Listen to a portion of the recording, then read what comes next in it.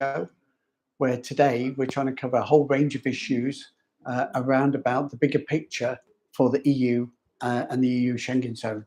So welcome, thank you for joining us, and let's jump straight into it in terms of what we're aiming to discuss today.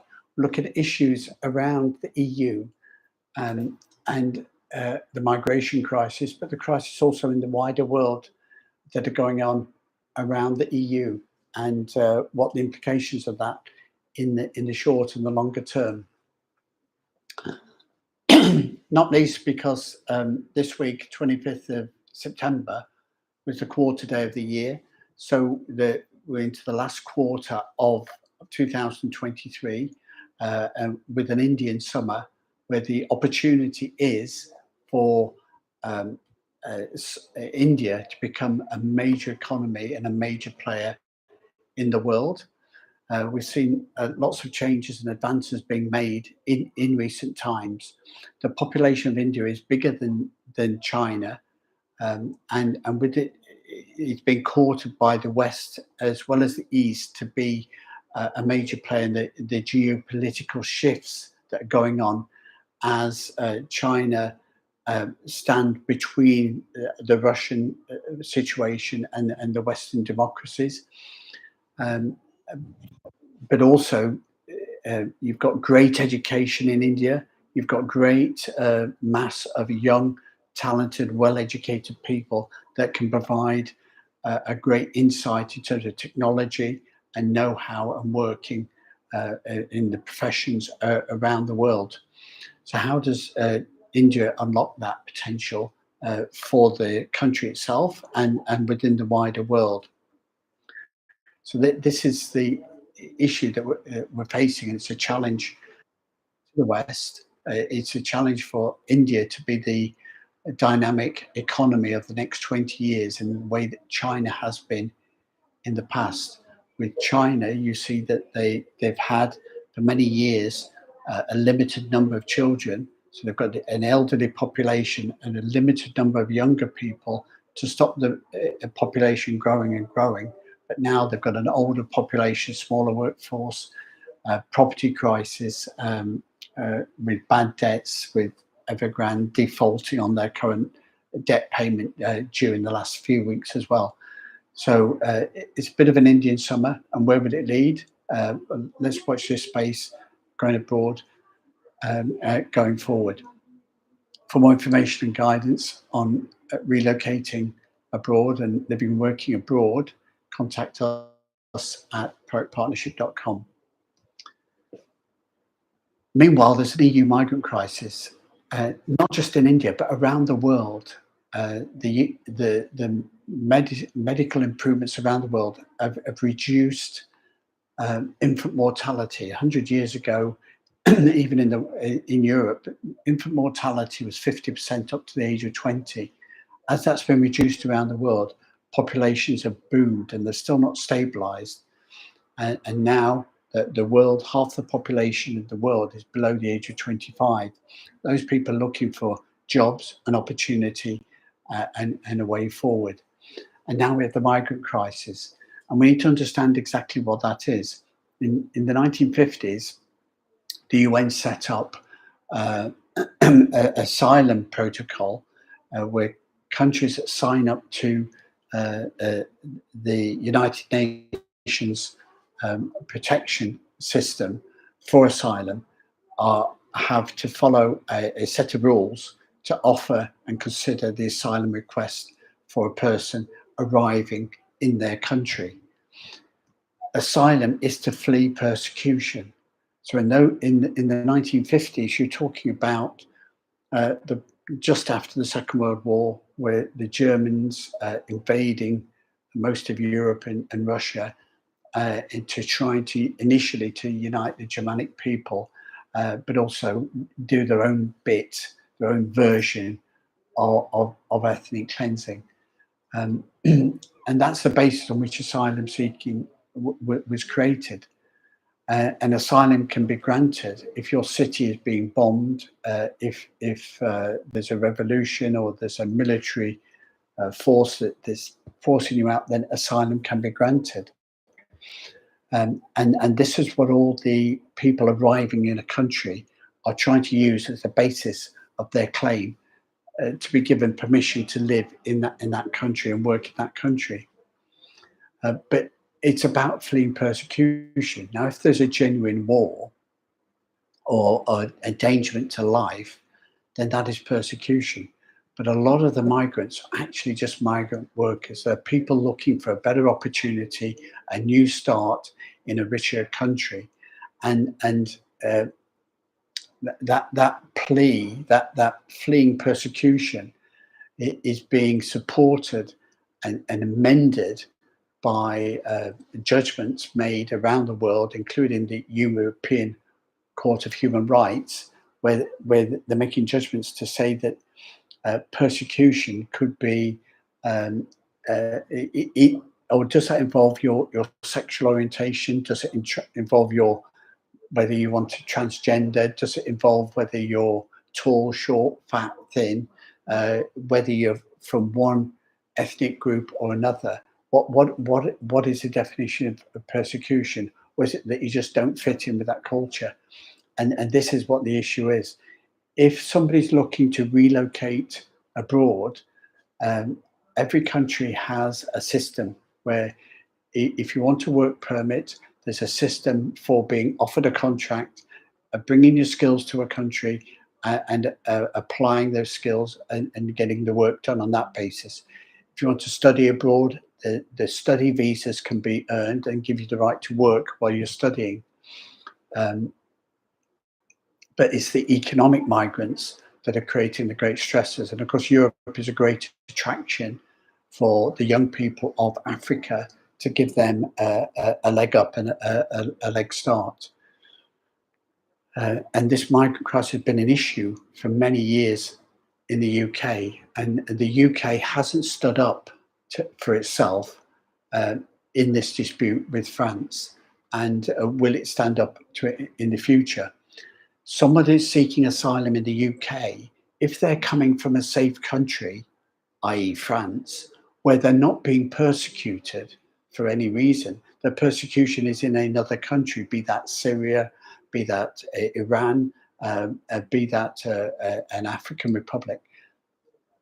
They're fleeing from France into Europe. That is not what the International Convention requires.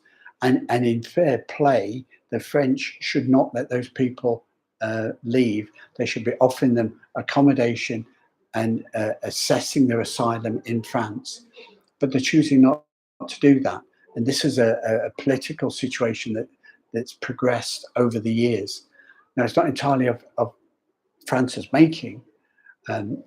We've got Austria, which have introduced border checks with Slovenia, a fellow EU member, because of the number of migrants coming across land from the east into the EU, into Austria. And once you're into Austria, you could claim asylum there, but obviously those asylum seekers are then making their way to France, and some of those coming over to the UK. So is it right that the UK have to accept asylum seekers fleeing persecution in a third country when they're already in a safe country, which is France? And that is an issue, an ethical, a political issue that France and the EU and the UK need to resolve for themselves. On the reverse side, and where the issue has been forced from within the EU, is that Italy have got exactly the same thing. Across their water border from North Africa, they estimate they're going to get 200,000 migrants landing this year. Now, there's been some agreement all along, some fudge along with the EU to accept these migrants and spread them out through the EU. But that we can now see is causing problems, and countries don't want to take on those people. Where you get a German economic decline, a recession, there's less jobs for local people and less jobs for migrant workers.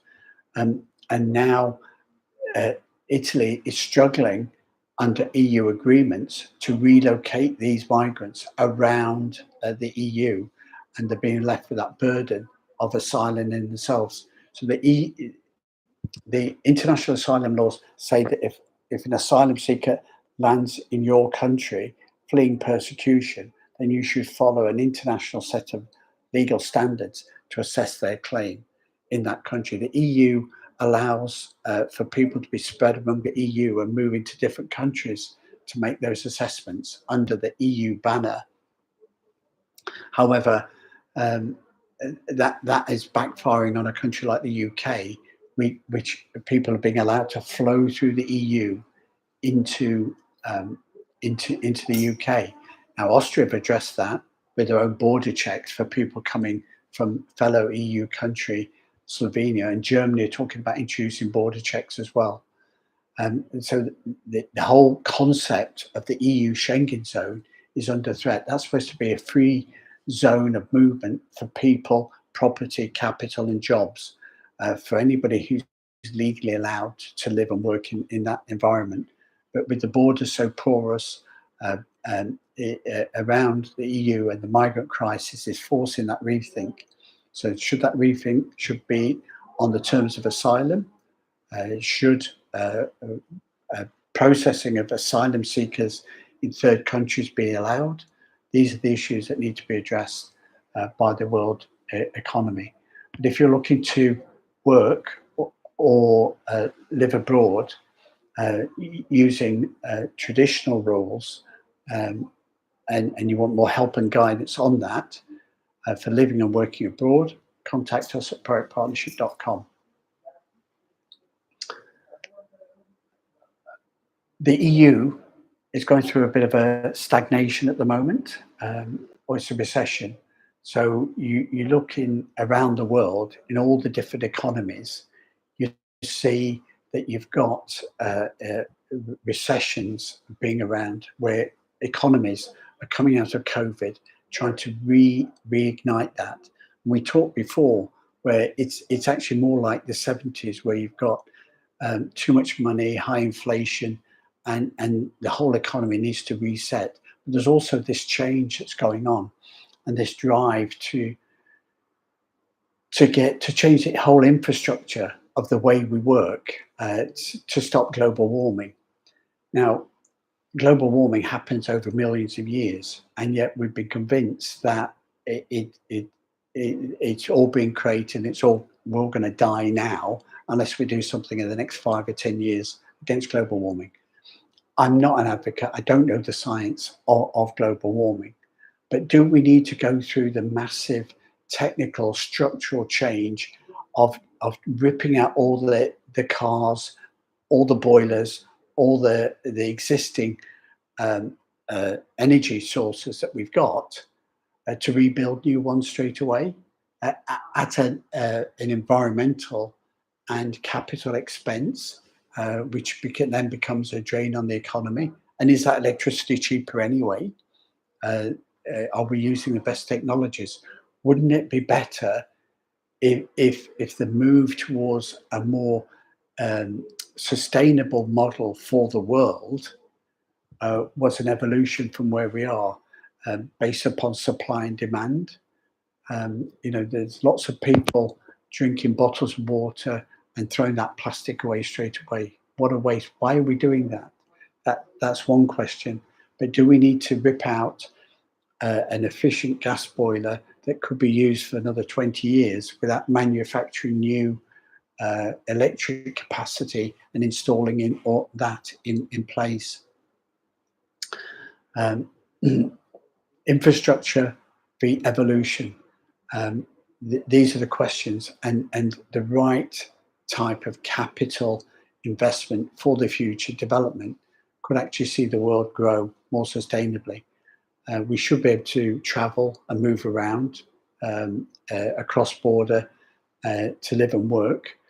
A global economy all working together with wealth distributing and wealth making opportunities for every country, be that India or in Africa or South America, North America, Europe or Russia. All those countries involved in wealth creation and quality of life would then also stop the migrant crisis. And so do we need a big eco infrastructure, or do we need an evolution and a mission by everybody following that path going forward? Live your lifestyle and be effective where you are, and get a balance of nature and utilization of vehicles that we see today. For more information and guidance on living or working abroad, contact us at proactpartnership.com. If you look at the EU recession as well, the major changes going through with car firms, and this is really, really quite interesting. We all see the people driving these big 4x4s and off-road vehicles that people like, or fast super vehicles. And yet we're being told that we've all got to drive tepid little electric cars going forward, and that this company is not going to produce anymore, only going to produce electric cars from 2030. That's absolutely fine. Doesn't mean necessarily that we can't continue to drive our existing cars. In the EU, all number plates are dated, so that you know when the car went on the road. There's many vehicles in the EU that you can see that are many, many years old. There's some countries have systems to scrap cars sooner as a way of boosting car manufacture as much as anything else. But an efficient, modern efficient modern petrol car or diesel car today, in theory, could keep running for another 10 or 20 or 30 years. So we're not going to see a world of electric cars suddenly appear overnight, even if they are the best. Toyota were pioneers in hydrogen technology, which is actually, if we think about it, the best technology to adopt for the future. When we burn carbon-based fuels, we get carbon plus oxygen, carbon dioxide, global warming. When we burn hydrogen plus oxygen, we get water, and we get a shower, extra rain, more water in the sea.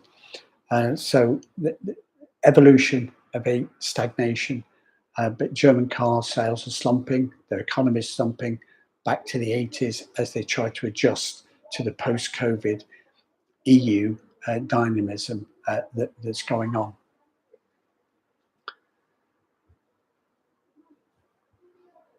This week we're looking at changes all around the EU and how that's affecting expats that are living and working abroad. The EU has got this open border policy where EU citizens have got the freedom of movement of capital and work and lifestyle, and yet the economic crisis, economic stagnation, or new economies emerging around the world put that under threat. And what we see now is the other approach that the EU has used over the last 70 years is trying to position itself and remodel itself to allow it to do with additional expansion. And what it's looking to do is to consider a move eastwards, where there's the Balkan states and the Eastern European states, where potentially there's additional countries that want to come into the EU union as an economic union and a political union against some of the upsets that are going on in the wider world. And for that, though, the rich established states, the 6 founders of the EU, create some concern in there about bringing in new countries that need to be leveled up to have an equality of an equal set of people. And lo and behold, the EU suddenly come up with the idea of different types of membership to fit the different types of country. So let's consider letting Kosovo in, or Georgia in, or Armenia into the EU, or Ukraine. But let's make some restrictions so they haven't got the full rights of other countries. So that considering an EU light, and some of the political parties in the UK would consider that EU light as a way to undo the Brexit regime. But also what it does, it allows the EU to bring in more people, more resources, more marketplaces for their existing businesses and regime. But the other side to that as well that we need to think about is that when you bring this in, that there's two things, two factors. One, does it increase a nationalism or a national concern? When does the individual concern of Italy with its migrant crisis or become an issue for the EU as a whole? Or is it a case of not in my backyard, it doesn't bother me? But maybe if Finland and Norway feel threatened with what's going on in Russia, maybe they want to have their cake now and eat on that side of the um, uh, eat the cake of the EU now that the geopolitical changes are going on around the world. So Austria, to protect their border in terms of asylum seekers coming across, so asserting their right as a country to say, no, Slovenia is a safe country, so stay in Slovenia, seek your asylum there, don't come into Austria. And this sort of changes the dynamic within the EU in terms of not everybody wants to accept the same set of rules. And let's change the rules. So you've got EU Light, where you can pick from, a selection box of 10 different things, rules that you want to follow or not follow. So these are things to consider about the EU. And then to top it all, with these proposals and these talks about creating a pick and mix EU, you've then got the scenario where the founder members, the central economies, are talking about creating a, a group of six where they've got special privileges and special voting rights, class A shares in effect for the EU, to give them the rights over other countries which not are equal, but not as equal as some of the other countries. So as we saw in Animal Farm in the 30s, is that the oppressed revolted to create a new regime and a new way of running things.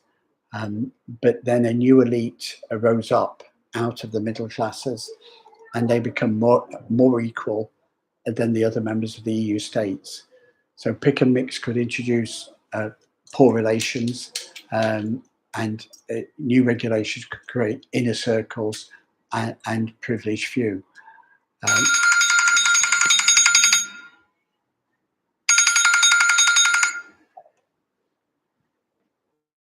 these are the issues to consider when we're living and working abroad.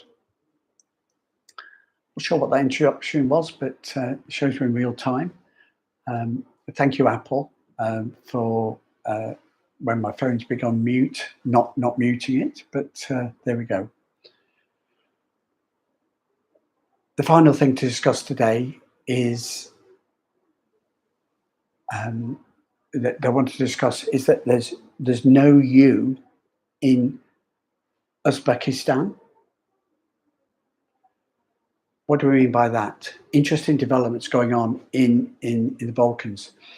The biggest land empire ever to exist was actually the one created by Genghis Khan in the 12th century, where he went from Mongolia right the way down and into India, creating a one single empire.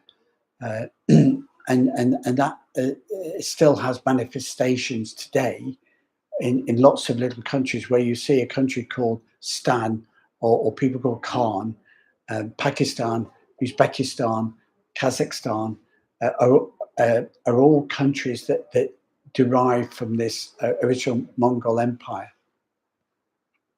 But what we've seen is with this, that over the last 100 years is the Soviet empire build up. And this is the cause of the disturbance that we've got in the old Soviet Union that existed after the revolution in 1917. In 2021, they invaded Georgia, and that became part of the Soviet Union. Georgia subsequently got independence, but how independent is that? Because the Soviet Union reinvaded Georgia, created a military base, and the previous president is now in prison on hunger strike in Georgia, while the Georgian influenced president continues to assert their authority to do things with a Russian-leaning approach, which is fine. Choose that if you're Georgia. Belarus looks towards Moscow as well.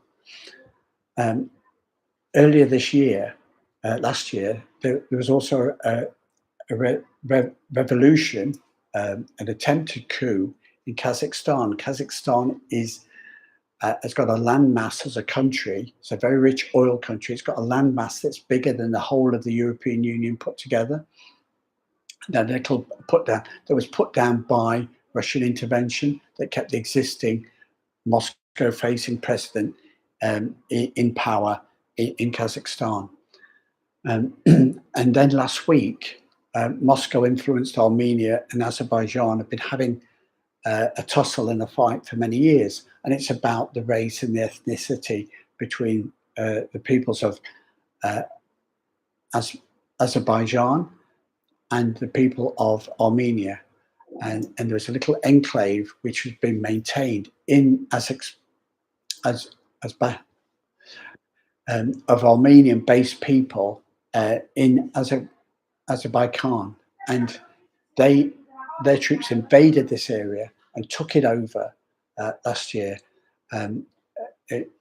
which it's been an area of dispute for 20, 30 years. Status quo has been maintained by Russia. And so what we've seen in the last few months, over the last year, is Armenia looking towards the West and the European Union, whereas Azerbaijan have been looking towards getting control of the disputed territory once again. And they've been allowed to do that. But the guarantor of the status quo was Russia. Very clearly, they've allowed them to do that. That will create some goodwill from Russia in Azerbaijan. Why is this significant? Well, if you look at the situation that's going on in the Ukraine and the positioning, you've now got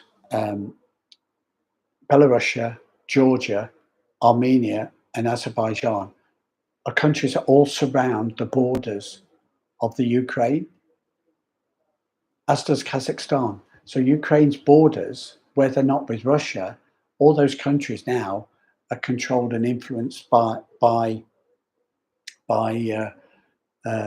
Russian, the Russian leaning.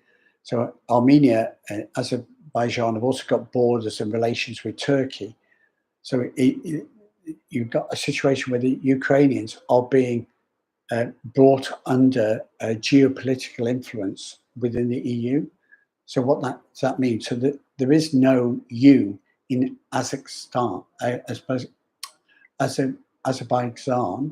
but there is an R, and that's the Russian influence. And we have to wait and see what the implications of that are for the war that we've got in Greater Europe, in the Balkans, in Russian lands of the Ukraine and Russia, and see how that's going to pan out for the world going forward.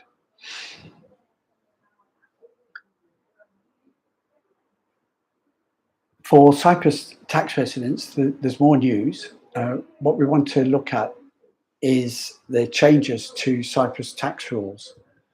There's two significant changes that come in for tax residents in Cyprus that are living and working abroad, as well as residents.